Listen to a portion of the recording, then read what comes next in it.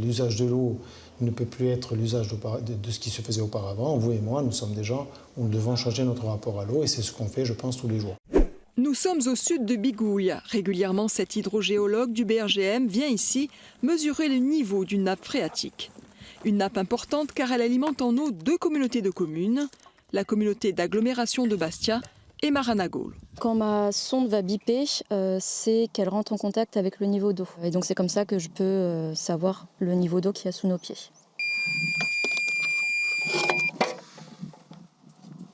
On est à 1,89 m. C'est un bon niveau par rapport à la recharge qu'il y a eu cet hiver.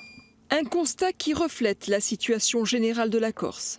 Sur cette carte du BRGM, les carrés bleus signifient que le niveau de l'eau dans les nappes phréatiques est haut, voire très haut. À Tarque, où la couleur jaune indique que ce site est dans la moyenne, Bonifacio est le seul endroit où les réserves en eau sont déficitaires. Pour le moment, tout va pour le mieux dans le reste de la Corse. On est sur des niveaux très hauts, généralisés sur l'ensemble du département. Par contre, si par exemple on a un printemps sec, on aura forcément assez rapidement un impact sur les niveaux d'eau.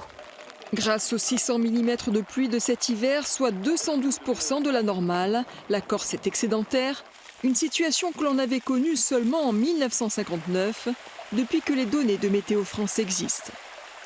Résultat, tous les barrages sont pleins, sauf celui de Peyre qui est en travaux. Au total, cela fait 45 millions de mètres cubes de réserve pour l'office hydraulique.